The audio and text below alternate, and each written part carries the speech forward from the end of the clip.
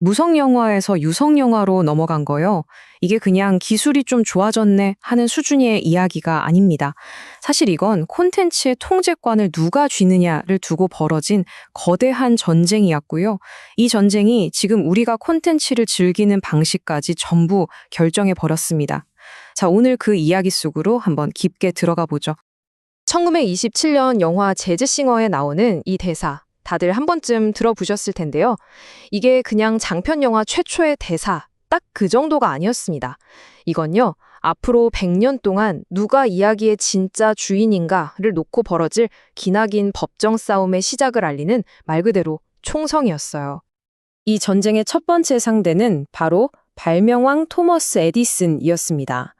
우리가 아는 그 위대한 발명가 맞아요.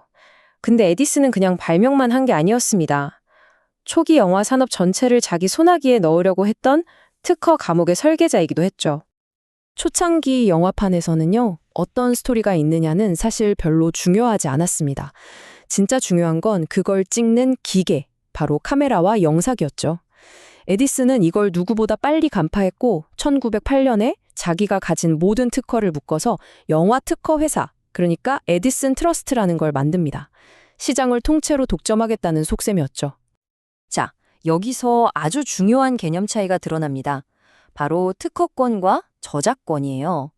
특허권이 카메라 같은 하드웨어를 통제하는 에디슨의 무기였다면 저작권은 바로 그 영화 속 이야기, 즉 컨텐츠 자체를 통제하는 할리우드의 무기가 됩니다. 권력의 중심이 기계에서 이야기로 이동하기 시작한 거죠. 에디슨 트러스트는 말 그대로 무력이었어요. 독립 제작자들 촬영장에 막 쳐들어가서 장비를 부수고 빼앗아갔죠. 그러니까 훗날 유니버설, 폭스 같은 거대 스튜디오를 세우게 될 제작자들은 에디슨의 법적, 물리적인 위협을 피해서 서부로 도망쳐야만 했습니다. 네, 바로 할리우드의 탄생 신화입니다. 그리고 마침내 1915년 연법 법원이 에디슨 트러스트는 불법적인 독점이라고 땅땅땅 판결을 내립니다. 이걸로 기계를 둘러싼 1차 전쟁은 끝이 났죠. 하지만 진짜 전쟁은 이제부터였습니다. 바로 콘텐츠를 둘러싼 전쟁이 시작된 겁니다. 자, 이제 전쟁의 판도를 완전히 뒤집어버린 기술, 소리의 등장을 살펴보겠습니다. 이건 그냥 영화의 소리가 좀 추가된 게 아니에요. 완전히 새로운 법적, 경제적 전쟁터를 열어젖힌 일대 사건이었습니다. 이 표를 한번 보세요. 숫자가 모든 걸 말해주죠. 워너브라더스가 소리를 도입하자마자 수익이 말 그대로 폭발합니다. 특히 재즈싱어가 성공하고 나서 나온 노래하는 바보는 수익이 2배 이상 뛰면서 그야말로 대박을 터뜨렸죠. 다른 스튜디오들이 왜 그렇게 필사적으로 유성영화에 뛰어들었는지 아시겠죠? 결국 돈이었습니다. 소리가 영화의 일부가 되면서 아주 중요하고 새로운 법적 개념이 탄생합니다. 바로 동기화 권리라는 건데요. 역사상 처음으로 음악이 필름이라는 물건에 물리적으로 딱 고정된 거잖아요. 그러니까 영상하고 음악을 하나로 합치려면 새로운 종류의 허락이 필요해진 거죠. 이 변화가 얼마나 극적이었냐면요. 이전에는 극장 피아니스트가 스크린을 보면서 라이브로 연주를 했잖아요. 그런데 이제 음악은 필름에 녹음된 영화라는 저작물의 아주 핵심적인 자산이 되어버린 겁니다. 스튜디오 입장에서는 새로운 돈벌이 수단이 생긴 것이면 동시에 아주 골치 아픈 법적 문제도 함께 떠안게 된 거죠.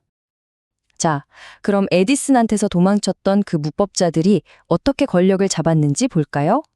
그들은 이제 특허 대신 저작권법이라는 훨씬 더 강력한 무기를 손에 쥐고 자신들만의 거대한 제국을 건설하기 시작합니다.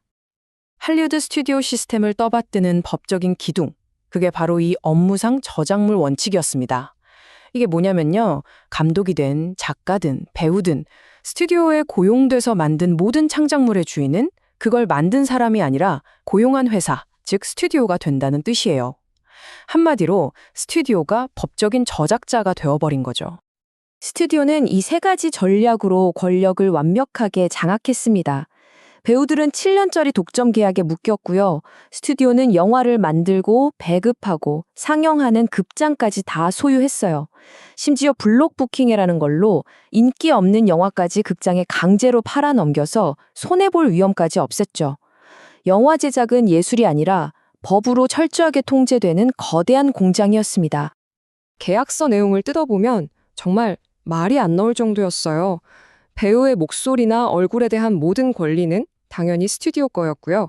심지어 도덕 조항이라는 걸 넣어서 사생활까지 감시하고 통제했습니다. 왜냐고요? 배우가 스캔들을 일으키면 스튜디오의 자산 가치가 떨어진다는 이유에서였죠. 배우는 사람이 아니라 스튜디오가 소유한 하나의 이미지 자산이었던 셈입니다. 자, 지금까지는 뭔가 먼 과거 이야기 같죠? 근데 정말 놀랍게도요, 이 100년 전의 법적 다툼들이 오늘날 완전히 새로운 기술의 무대 위에서 똑같이, 아니 더 치열하게 반복되고 있습니다. 이 질문 한번 진지하게 생각해 보세요. 100년 전에 할리우드에서 만들어진 이 낡은 규칙들이 바로 지금 여러분의 디지털 생활에 직접적인 영향을 미치고 있거든요. 이게 바로 직접적으로 이어지는 부분이에요. 과거 스튜디오가 영화에 음악을 넣기 위해 만들었던 그 동기와 권리라는 논리가 오늘날 우리가 유튜브나 틱톡에 영상을 올릴 때 음악을 쓰면 자동으로 날아오는 저작권 경고 시스템의 뿌리가 된 겁니다. 그리고 이건 더 소름 돋는 지점이죠. 과거의 스튜디오가 계약서로 배우의 목소리를 소유하려고 했던 것처럼 오늘날에는 AI 기술로 배우의 목소리와 이미지를 마음대로 복제하고 통제하려는 시도가 벌어지고 있습니다. 얼마 전 할리우드 배우들이 왜 그렇게 길게 파업했는지 아시죠? 바로 이 문제 때문이었습니다. 그러니까 오늘 이야기의 핵심은 이겁니다. 업무상 저작물, 동기화 권리, 지적 재산의 통제. 이 100년도 더 된 법적인 원칙들이 넷플릭스부터 틱톡에 이르기까지 현대 미디어 산업 전체를 움직이는 보이지 않는 설계도 역할을 하고 있다는 거죠.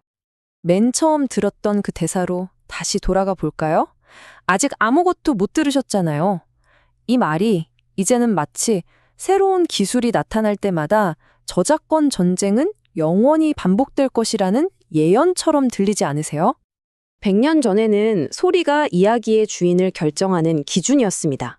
그렇다면 AI가 스스로 글을 쓰고 그림을 그리고 영상을 만들어내는 바로 지금, 다음 이야기의 진짜 주인은 과연 누가 될까요? 기술과 저작권의 전쟁은 이제 막 새로운 국면으로 접어들고 있습니다.